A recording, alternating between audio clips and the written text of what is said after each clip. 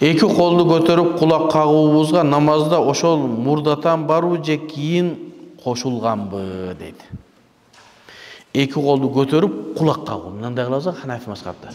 Кээ биркилер баягы кулак кагууда ушул негизги нерсе экен дейт да. Бизден талап кылынган нерсе колду кулактын тушуна чейин көтөрүш керек. Ошол кулактын тушуна чейин көтөрүлгөндүгүн так билиш үчүн гана бармакты бияка битип коебуз. Көрдүңүзбү? Мына келдиби? Колуңуз кулактардын тушуна болгондугун билиш үчүн гана. Пайгамбарыбыз саллаллаху алейхи ва салламдын хадисинде Ханафи мазхабта колду эркектер кулактын тушуна чейин көтөрөт. Пайгамбарыбыз ушундай хадис келген. Эми пайгамбар саллаллаху алейхи ва салламдан башка да бир хадис бар. Көкүрөгүнө чейин көтөрдү деген.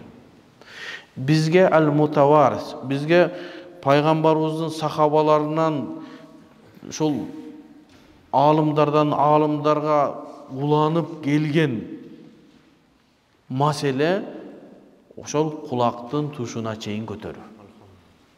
Ал эми көкүрөккө чейин көтөргөн хадисти Ханафи мазхабтагылар өзүр себеби менен болуусу мүмкүн дейт. Себеби мынау бир риваят көптөгөн сахабалардын фатвасына, сахабалардын амалына, табииндердин фатвасына, пайгамбарыбыздын хадисине бир аз каршы келип калып атат. Ошон үчүн бул хадисти тиги сахабалар фатва берген, сахабалар көп амал кылган тиги хадисти алганда Абу Ханифа бул хадиске тәвил кылган. Эмне деген? Пайгамбарыбыз саллаллаху алейхи ва саллам аны ооруп аткан мезгилинде ошондой көтөргөн болушу мүмкүн. Ушинтип көтөрсөңүз эмне болот? Эч нерсе болот. Себеби колду кулактын тушуна чейин көтөрүүнүн өкүмү сүннөт. Аллаху акбар деп такбир айтуу рукн, Ал эми колду кулактын тушуна чейин көтөрүү сүннөт. Ошо пайгамбарыбыз эгерде бир хадис келген болсо көкүрөгүнө чейин көтөрүлдү деген, аны бир себептерден айтат. Себеби мынакта сахабалардын амалдарына, башка нерселерге каршы келет. Алар эмне? Кулакты Ибн Масуд кулактын тушуна чейин көтөрүлүш керек деп айтты. Пайгамбарыбыздын сахабасы пайгамбардын сөзүнө каршы чыкпайт эле.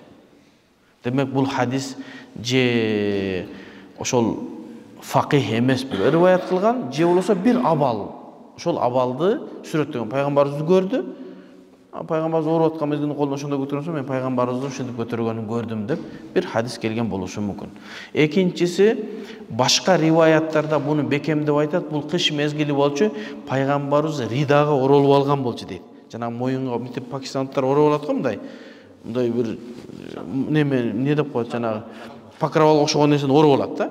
Сууктан улам. Анан кол ичинде, кол көтөргөндө баягы ичинде болгондо ошол көкүрөгүнө чейин көтөрүлгөн зарылчылык үчүн кышта гана. Себеби сүннөт. Ошондон улам ушундай болуп калган. Биз ошон үчүн мазхаб кармашыбыз керек. Хадистерди кармап кете берсеңиз эмне болот? Адашууга туура келет. Мүмкүн ал исламдын башында болгон, мүмкүн өкүмү кеткен, жагы башка бул хадисти алам десеңиз, буякта ошондой эле күчтөгү бир хадисти таштайсыз, же сахабалардын, табииндердин амалдарына каршы келесиз. Сахаба менен табииндер динге жеткизген ошолор да бизди. Сен өзүңдүн түшүнүгүң менен тиги хадисти алсаң, сахабалардын түшүнүгүнө каршы чыкканбыз. Ошон үчүн биз эмне дейбиз? Мазхаб кармаш важип деп айтабыз. Эми бул суроонун төркүнү мынау колго мынандай тийгизгендин өкүмү эмне? Кийин кошулганбы же мурда барбы дейт. Бул бармакты, эки бармакты кулактын жумшагына тийгизиш керек деген, ошол кулактын тушуна кол келгенин билиш үчүн гана кийинки Ханафи алымдар айткан. Буну бирөө важип дагы деген эмес, сүннөт дагы деген эмес. Жөн эле мустахаб. Ошол жерде мынтип койсоң эмне болот? Жанагы колуң не болгон. Жада калса, эгер мен адашпасам, хидаяда да бул маселе келген эмес. Кийинки алымдардан эме болгон. Кылбайсыңбы? Ахлан ва сахлан. Кылбай эле кой. Сен эч ким не? Эми ушуну мына ушул бидат. Силер динге жаңылык киргизип атабыз дегендерди кечир дейбиз. Кантип болсун. Биз жаңылык киргизип аткан жокпуз да. Жаңылык киргизип буну важип деп атабызбы? Парыз деп атабызбы? Эмне деп атабыз? Жаңылык киргизген, динге жаңылык киргизүү дегенде, дин толук бойдон сонун болуп турат. Сен бир жаңылыкты киргизип, динди буза турган болсоң, ошол жаңылык болот. Муну ошол жаңылык кайтарылган.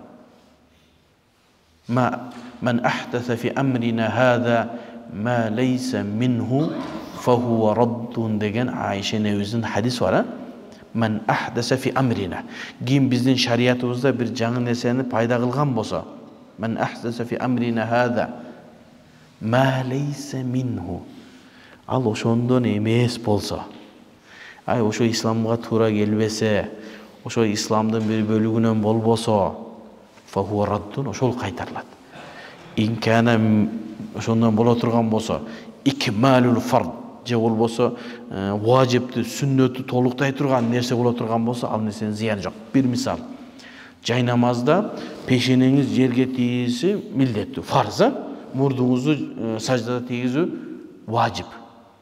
Эми сиз бир тоодо шагыл мынандай таштардын жерине намаз окуган атасыз.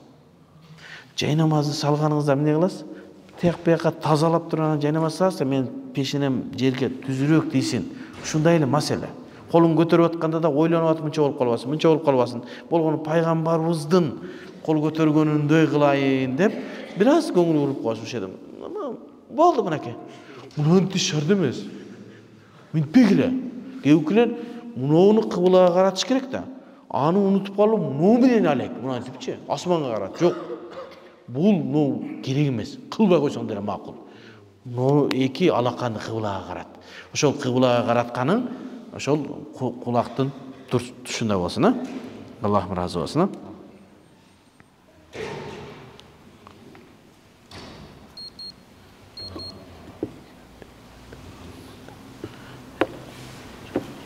Бирөө айтып жатат, хадистерде жок деп. Эми хадистерде бар деп атабыз биз. Айтсам, бул хадисте бар. Мунун кулактын жумшагына тийгизгиле десек, анан айтсаңар, бул хадисте жок депчи. Биз болгону ошол биз эмес, алымдар Ханафи, чоң. Эми Хидаядан кийинки келген алымдар. Багы неме болуш үчүн кулакка тушуна болуш үчүн гана ушундай эмне кылган? Айтылынган мустахаб. Кылсаңыз, кылбасаңыз кылбай эле коюңуз. Аны менен бирөө менен талашпай деле коюңуз. О сен айтканда жок экен деп коюңуз. Себеби адамдар бизде ушундай болуп атат да, ушундай майдан нерселер менен алекте. Бул жакта адамдар намаз окуй жүрөт. Сени менен кулакка колду тийгизиш керекпи, тийгизбеш керекпи? Топу кийиш керекпи, кийбеш керекпи деп талашып жүрүшөт да. Анан кишине алдыраак жылбайлы, аракет кылбайлы. Өткөндө бирөө айтат да, капырлар айга жетти, мусулмандар дагы деле картошкада ийрип уйруп жазылып калса, Аллах деп жазылып атат, Алла деп отурушат. Киши жылбайлы арак. Биз маселелер толтура биз чечет турган. Бул чечилген маселе, буну талашпа. Чечилик маселелерге кара келгиле маселе. Банкта канча маселелер турат. Устаз бешим жана асыр намаздарында кээде кечигип калып окуганда, мисалы бешим убагына чыгышына 1-2 минут калганда такбир алып, бешимдин парзын окууга кирсе, бирок окуп бүткөндө асырдын убагы кирип калса, намаз өтөбү дейт. Эми ушу намазыбызга көңүл бурушубуз керек да. Намаз деген нерсе биздин эң негизги нерсебиз. Эртең барып кыяматта сурала турган биринчи амалыбыз намаз. Кабырда сурала турган биринчи намазыбыз. Эгер намазыбыздан өтсөк, андан кийин башка ажылыгыбыз, орозобуз суралат экен. Ушундай бир аракет кылайлы, менин жашоомдо эң негизги нерсем намазым депчи. Соодам клиент кетип калбасын. Эмес. Биринчи 12-де даярданып башта, 1:30-да намаз болот деп. Эми ушундай бир абал болуп калды. 1-2 минут калган болсо.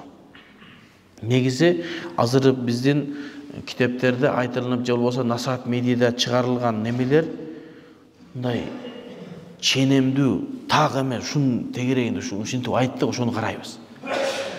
Так ушул деп айтыш бир аз оорураак. 1 минут нары, 1 минут бери болушу мүмкүн. Бирок биз ортодогу тартипти кармаш үчүн, ынтымакты бекемдеш үчүн ушул минутасына көңүл бурабыз. Андан башка биздин илимибиз да жок аны неме кылганга. Эми минуттарга карасаңыз дагы болот, азанга карасаңыз болот. Бирок азанга караганда минутка караганыңыз жакшыраак. Насаат медианын минутуна. Кээде молдеке убакыт кирсе деле даарат алып кеч калып, кечирээк азан айтып калышы мүмкүн. Бирок мурда эле пешинден убактысы кирген болуп калуусу мүмкүн. Ошондой эле молдеке кичине настроение болуп атып, убактысынан мурда да айтып алышы мүмкүн. Бирок убакыт жакшы.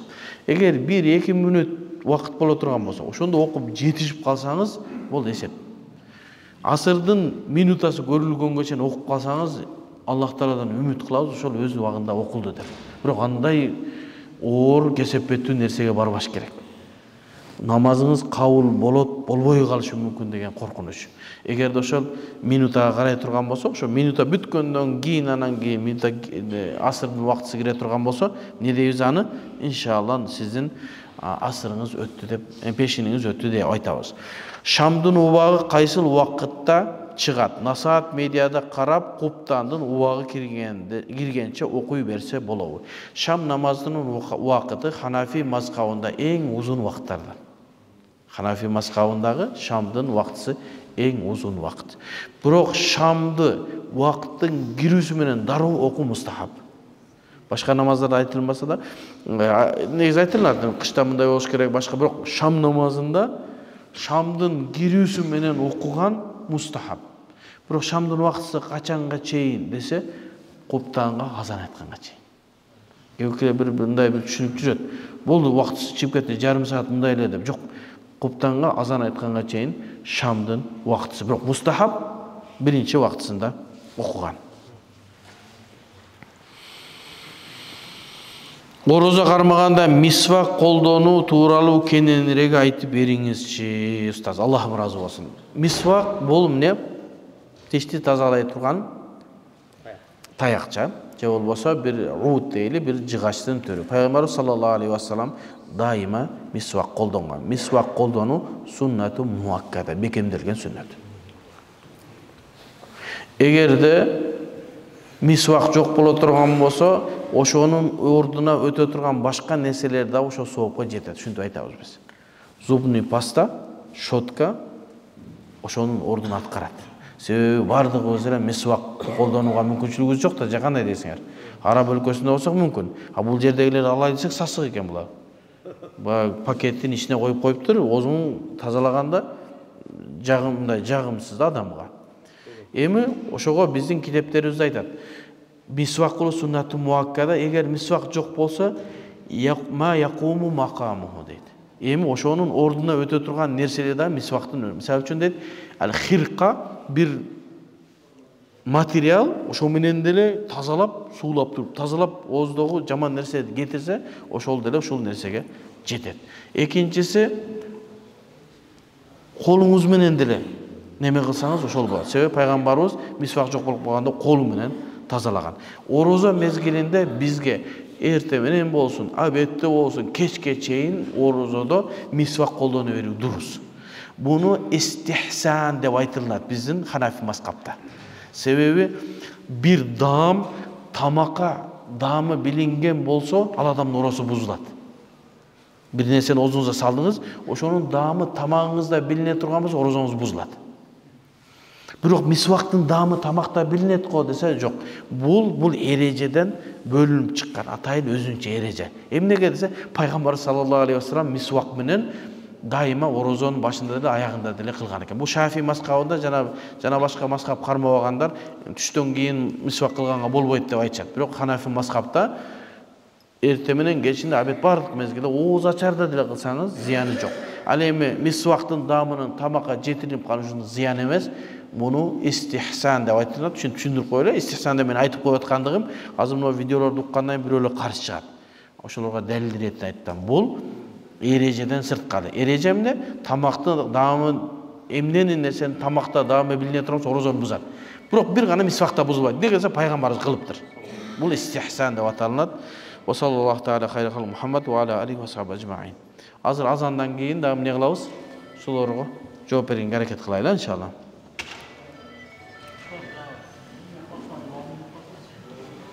Açılat. Ökönün ayırması ушунда. O неме зубный паста менен мисвактын ökönün ayırması эки башка. Себеби зубный пастаны немеден мисвактан тахриж кыла албайсыз. Себеби зубный паста жаңы пайда болгон маселе отпайбы? Зубный пастага боло берет, себеби мисвакка болуп атпайбы десе жок. Себеби эмне десе, Ай ата, ушуну мен мына сабакта суроого жооп бергенде кеңирээк жооп берсем болчу экен. Себеби бизде тахриж деп жана айтпадыкпы? Эрежеден башка маселе, жаңы маселе чыгарсак болот деген, ал кайда эрежеден гана чыгарабыз. Жанагы кайдадан бөлүнүп чыгып атпайбы бул? Айттык го истихсан деп. Истихсанга башка нерсени салыштырылбайт. Өзү бул эрежеге каршы болуп атат. Пайгамбарыбыз кылгандыгы үчүн. Эми ага зубный пастаны салыштыра албайбыз. Бизде фикта ушундай эреже бар. Ла юқасу алал истихсан. Истихсан же болбосо кайдадан бөлүнүп чыккандагы бир эрежеге, эрежеден бөлүнүп чыккан бир эрежеге салыштыра албайбыз. Өзү эрежеге каршы чыгып атат. Мисвак өзү эрежеге каршы чыгып атат. Эми ага зубный пастаны окшото албайбыз. Ошон үчүн айтабыз, зубный паста макрух тахрими орозо мезгилде. Эгерде зубный паста менен жууп атканда даамы биле турган болуп калсаңыз, тамагыңызда орозоңуз бузулат. Каза кылабы же кафаратпы десе, казалы кылат, кафарат эмес. Кафарат деген штраф. Неге десе, шубха бар. Кандай шубха? Күмөн бар. Эми мисвак менен болгон зубный паста менен да боло берсе керек деген адамдарда күмөн болгондуктан биз ага 60 күн дебей, балки бир күнүнө күн тутуп бер деп айтабыз.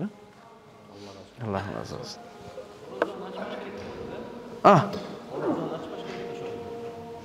Адамдарга окшоп жүрүш керек да, ачылып кетсе дагычы. Орозоң бузулду, бирок кечке чейин ачка жүрөсүн. Ал күнүң эсептелинбейт. Себеби элдердин баардыгы орозо болуп, машалла, ушинтип шилекей агып, качан молдеке ком азан айтат экен деп атсана, сиз бургер жеп отурсаңыз болуп калат да. Анан кээ бир мына немени угуп коелга, азанды угуп коелга, Аллаху акбар, Аллаху акбар. Илимий мажлисте эгер азан айтып алса, илимди уланта берсе болот дейт алымдар. Анан бирөө айтып чыкпасын, бул атаң пасык экен, азан айтылып алса сүйлөп атат деп. Илим сүйлөнүп атат. Бул илим эмне? Фарз. Буну угуш важип. Уста жана намаз окуп атканда. Намаз окуп атканда кички балдар айланып келе берет го? Зыяны жок. Жок, ошондо каты жыгылып кетти деп коет. Алганга киши жок болуп калды. Эмне кылыш керек? Жөн коесуз, кайра туруп берет, эчтеке болбойт. Отко кетип атса, же өлө турган даражада болуп кала турган болсо, ошондо гана эмне намаз, бирок ал дагы эмне? Сабактарыңызга Аллах береке берсин. Амин. Аллахым разы. Устаз, айтайын дегеним, палестиналык бир туугандарыбызга дуа кылсаңыз, Аллах бир туугандарга нусрат берсин. Ошо баарыбыз дуа кылайлы иншалла. Аллах таалам ошо Палестинада мусулман бир туугандарыбызга жардам берсин. Капырларга Аллахым өзүм кифая болсун. Ар бирибиз тахаджуд намазыбызды унутпасак болот иншалла. Эми ушундай заманда жашап калдык, кээ бир нерселерди. Assalamu alaikum устаз. Аялдардын намаздагы кыймыл аракеттери, айырмачылыктары кийинки эле алымдардан алып келинген деген фикирлер, талаш тартыштар болуп жатат. Токтоң. Assalamu alaikum устаз. Аялдардын намаздагы кыймыл аракетиндеги айырмачылыкты кийинки эле алымдардан алып келгени деген фикирлер, талаш тартыштар болуп жатат. Буну жанагы мазхаб кармаган бир туугандарыбыз таркатып атат. Андай эмес. Аялдардын намазы эркектердин намазынан айырмасы бар. Аялдар кол көтөргөндө көкүрөгүнө чейин гана кол көтөрөт. Мындай кылып көтөрбөйт. Сажда кылганда, рукуга барганда бир аз гана эңкейет. Биз түп-түз болуп эңкейбиз го. Түз болуп эңкейүү сүннөт. Бир аз эңкейүү фарз. Түз эңкейсиз, үстүңүзгө челектеги сууну коюп койсо акпай турган болсо ошо сүннөт. Аялдар бир аз гана эңкейет. Себеби аялдын туруш турпаты ауырат. Анан эркектерге болбаса, окшоп намаз окуса болбой калат. Эми бул жерде айтып жатат, саждага барганда өзүн кымтынып, колдор биз мынелерибизди жерге тийгизбейбиз го. Аялдар биз мынтип окуйбуз го. Аялдар мындай кылып кымтынып окуйт. Отурганда да буттарын бир чекеге биздей болуп, жанагындай кылып отурбайт. Эми бул таксыр айтып атат, дагы бир китеп окуган бирөө айтты да агачы. Бул жаңы пайда болгон нерсе. Аялдар эркектердей намаз окушу керек. Себеби соллу кама раайтумуни усалли. Мен кандай намаз окусам ошондой намаз окугула деп пайгамбарыбыз айткан. Анан кийин бул ханафилер, жомокчулар да булар айта берет дейт да. Маселе сиз ойлогондой жеңил эмес. Ханафи мазхабында мужтахид мутлактар бул мазхабты негиздеген. Эч бир мазхаб жок. Ханафи мазхабындай bir мазхабтын içinde 5 муштахид mutlak табылган. Жана айттык, сахабалардан 15ке жетпеген муштахид mutlak боло турган болсо, Ханафи мазхабынын içinde 5 муштахид mutlak бар. Абу Ханифа, Абу Юсуф, Мухаммад, Az-Зуфар, Хасан бин Зияд Ал-Лу'луи. Абу Ханифа ката кеткен болсо, Абу Юсуф оңдоп коет. Абу Юсуф билип алса мухаддис Мухаммад бар. Кыясы менен Зуфар бар. Хасан бин Зияд бар. Сиз ойлогондой эле биз жерге жашынып алып, Абу Ханифа маселе чыгарып деп, элдерге таркаткандай эмес, силерге окшоп. Биздики ачык мындай мечитте айтылат. Абу Ханифанын мезгилинде да ошо Куфада элге ачык сабак айтылган. Эркегиң кел деген. Ке маселе чечишебиз. Аялдардын Ханафи мазхабтагы намазынын айырмасы имам Абу Дауд рахимахуллаху тааланын Al-Marasил деген китебинде хадис бар. Ошол хадистин негизинде Абу Ханифа, Ханафи мазхабтагылар аялдардын намазы эркектерден айырмасы болот. Бул хадис машхур хадис. Машхур хадис деген нерсе башталышы ахад болуп, кийин адамдардын арасында болгон элдердин баардыгы фатва берген. Бул хадис худжа, далил. Эми ушул жерде дагы бир нерсени айтышка туура келип атат, таксырларым. Бираз 5 мүнөттө имамдар неме кылып коебуз. Мурсал деген хадис бар. Мурсал хадис табиин qala nabi sallallahu aleyhi ve sellem деп айткан хадис. Ал эмне? Сахаба эмес, табиин пайгамбарыбыз sallallahu aleyhi ve sellem дейт. Өзү сахаба айтыш керек го. Хадис мухаддисиндердин пикиринде хадис сахих болушу үчүн 5 шарт алыш керек. Ал кайсы шарттар? Маттасала санадуху би нақл адли дабит ан мислихи иля мунтахаху мин гайру шузудин вала илля деген 5 шарт алыш керек дейт. Ошолордун бардыгын силерге чечмелеп отурбайын, убакыттар болгончо. Маттасала санадуху, санат чынжырча уланган болушу керек дейт. Мурсал хадисте имам табиин qala nabi деп атат, сахаба жок болуп калды, чынжырча үзүлүп калды деп, бул хадисти мухаддисиндер неге чыгат? Алсыздыкка чыгарат.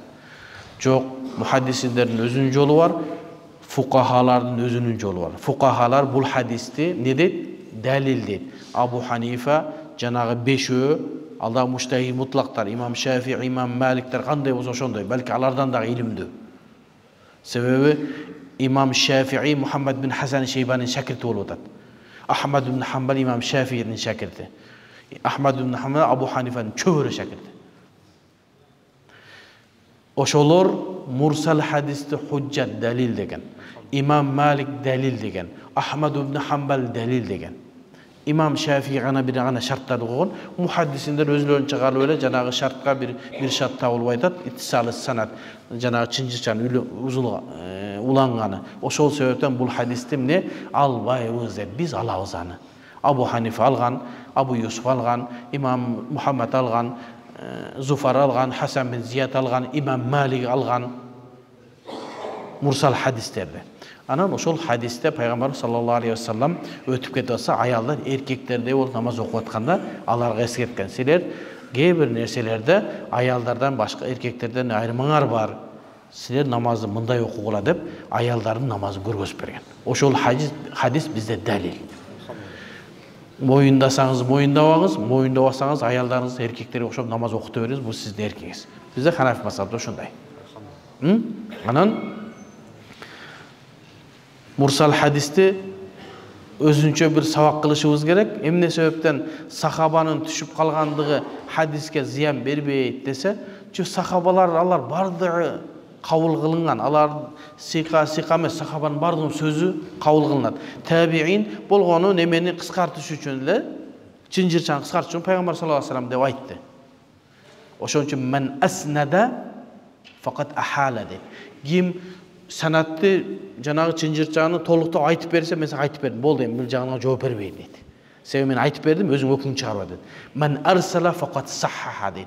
Ким ирсал кылып жанагы табиин qala nabi sallallahu aleyhi ve sellem десе, демек ал хадисти сахих деп атат деген эреже бар.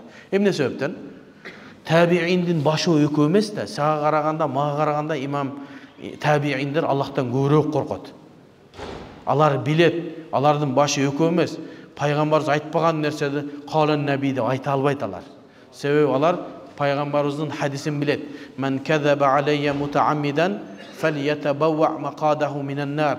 Кимдер менин атыман жалгандан хадис айткан болсо, алар өзлөрүнүн жайын тозоктон дайындап алсын деген хадисти табииндер жакшы билет. Болгону сөз кыскарсын дебестен, сахаба айтты дебестен, пайгамбар саллаллаху алейхи вассалам айтты. Мен сага кепилдик берем деген сөз. Муну пайгамбарыбыз айтты. Ошон үчүн имам Маликтин Муатта деген китебинде балагани анна наби саллаллаху алейхи вассалам калды. Мага жетип келди, пайгамбарыбыз минтип айтты дейт. А имам Малик бул табиин. Имам Маликтин башы экөө эмес. Балагани пайгамбарыбыз айтты деп айтканга. Анда далилдер бар, жетиштүү. Мен сага мына ортодогу чынжырчан айтып отурбайын. Мен сага кепилдик берем, пайгамбар ушундай айтты, кыла бер деген сөз. Мына ушундай маселе. Ва саллаллаху таала хайры халқи Мухаммад ва аля алейхи ва сахби ажмаин. Кечиресиз Амин. Ушу окуган илимдерибиз Аллах таалам пайдалуу илимдерден кылсын. Адашуудан Аллахым өзү асыраган болсун. Жаман көз, жаман сөздөрдөн элибизди, жерибизди Аллахым өзү сактаган болсун. Илимибизге, динибизге Аллахым береке берсин. Дайым ушундай мечиттерибиз толуп дин угуп, диндин эркиндиги улана берсин. Башчыларыбызга Аллах таалам тавфик жана жакшылык берсин. Ва саллаллаху таала хайры халқи Мухаммад ва аля алейхи ва сахби ажмаин би рахматика. Аллахым разы болсун.